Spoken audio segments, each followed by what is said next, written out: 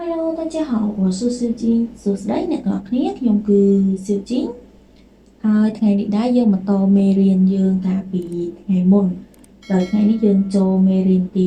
14ដើម្បីកុំឲ្យខាតពេលយើងអាចទៅមើលទាំងអស់គ្នាបាន第14课我的生日第14课我的生日មេរៀនទី14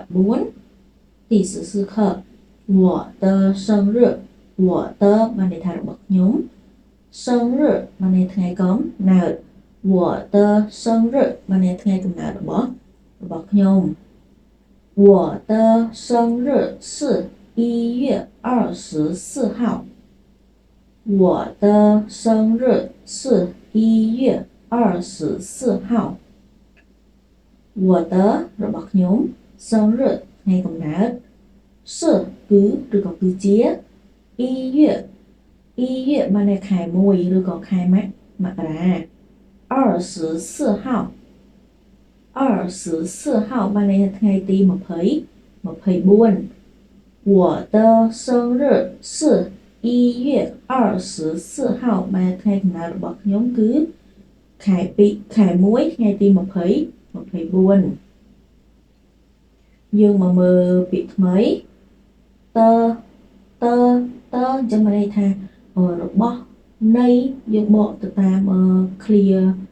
របស់ប្រយោគមួយសំទោស我的បានន័យថារបស់ខ្ញុំ生日បានន័យថ្ងៃកំណើត月ខែហៅបានន័យថាទីឬថ្ងៃទី岁បានន័យថាអាយុប្រហែលឆ្នាំអញ្ចឹងទៅ你的បានន័យថារបស់អ្នកយើងចូលដល់ប្រយោគម្ដង你的生日是几月几号你的生日是几月几号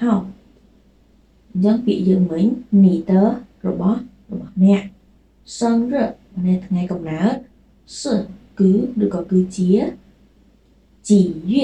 几បានន័យថាប៉ុន្មាន几月បានន័យថាខែប្រហែល几号ថ្ងៃទីប៉ុន្មាន你的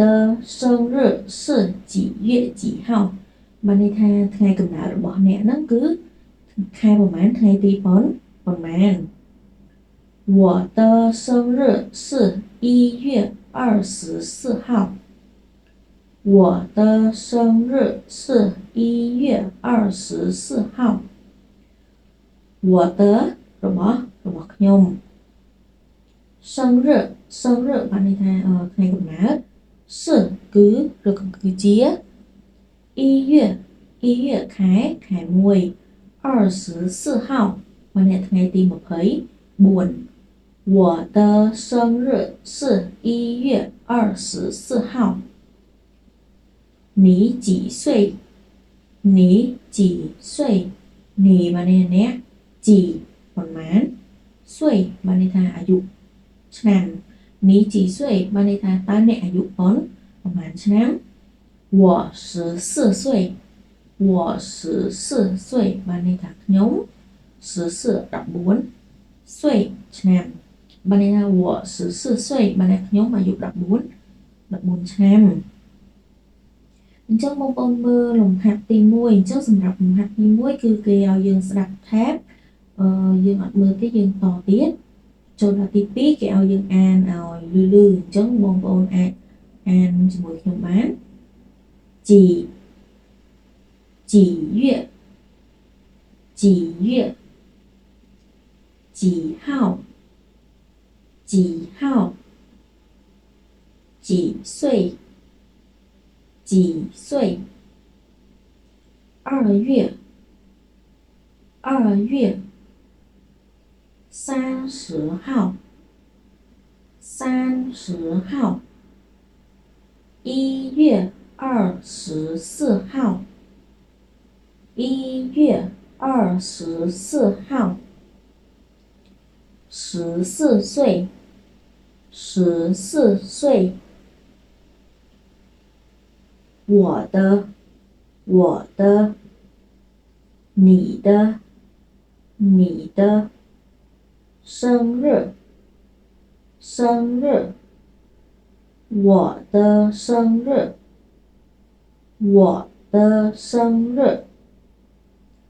你的生日你的生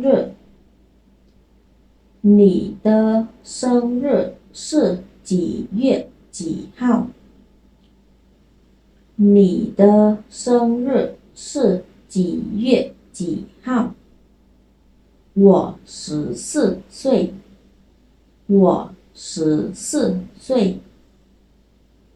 យើងចូលដល់លំហាត់ទី3គេឲ្យយើងស្រាប់ហើយពូកងអញ្ចឹងកន្លែងហ្នឹងយើងអត់មានទេយើងតចូលដល់លំហាត់ទី4អញ្ចឹងលំហាត់ទី4គឺគេឲ្យយើងបំពេញសម្ភារៈខាងក្រោមអញ្ចឹងគេសួរថា你的生日是几月几号？你的生日是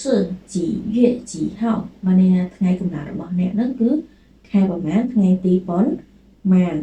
អញ្ចឹងនៅពេលដែលគេសួរមកយើងអញ្ចឹងគេសួរមកយើងថាថ្ងៃកំណើតរបស់អ្នកហ្នឹងថ្ងៃទីខែប៉ុន្មានថ្ងៃទីប៉ុន្មានអញ្ចឹងពេលដែលយើងឆ្លើយទៅគេវិញគឺ我的生日是បានថ្ងៃកំណើតរបស់ខ្ញុំហ្នឹងគឺអញ្ចឹងខាងក្រោយហ្នឹងបងប្អូនអាចដាក់ខែមកឧទាហរណ៍ថា2月20号ខ្ញុំឧទាហរណ៍ណាអញ្ចឹង我的生日是2月20号2月បានន័យថាខែ2ឬខែកុម្ភៈ20号ថ្ងៃទី20អញ្ចឹងខាងក្រោមនេះ你的生日是អញ្ចឹងថ្ងៃកំណើតរបស់អ្នកនោះគឺបានន័យថាខែប៉ុន្មានថ្ងៃទីប៉ុន្មានបងប្អូនអាចសាកល្បងហើយបង្កើតកន្លែងនឹងខ្លួនឯងអញ្ចឹងសម្រាប់មេរៀនលេខហ្នឹងគឺវីដេអូមុនខ្ញុំត្រូវបានផុសបងប្អូនអាចមើលនៅក្នុងវីដេអូខ្ញុំបានអញ្ចឹងយើងតចូលដល់លំហាត់ទី5អញ្ចឹងលំហាត់ទី5គឺគេឲ្យអានហើយគូកងអញ្ចឹងខ្ញុំអាន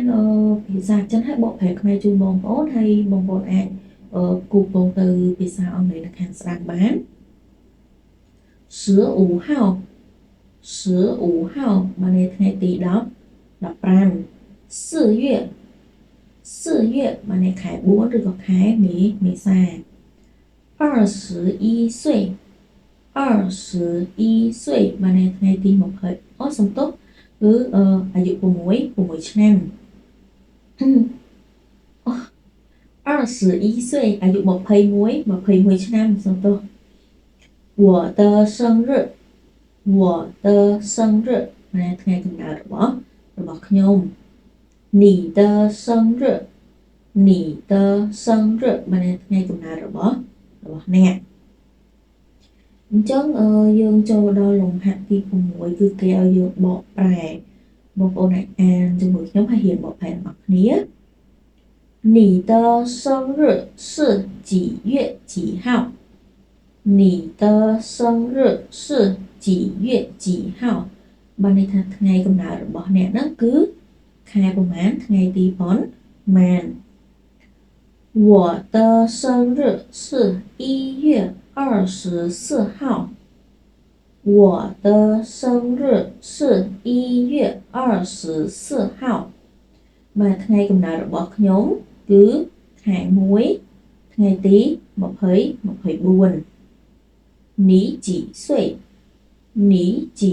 បានន័យថាអ្នកអាយុប្រមាណឆ្នាំ我11岁បានន័យខ្ញុំអាយុ11ឆ្នាំអញ្ចឹងយើងចូលដល់ចំណុចទី7គឺគេឲ្យយើងរៀនសរសេរអក្សរទៅតាមលំដាប់ដោយហ្នឹងអញ្ចឹងសម្រាប់មេរៀនហ្នឹងគឺមាន4អក្សរមានអក្សរ日月号岁អញ្ចឹងសម្រាប់មេរៀនថ្ងៃនេះគឺយើងមានត្រឹមតែប៉ុណ្នេះយើងនឹងជួបគ្នាម្ដងទៀតនៅមេរៀនក្រោយ អរគុណបងប្អូនទាំងអស់គ្នាសម្រាប់ការទស្សនាបាយបាយ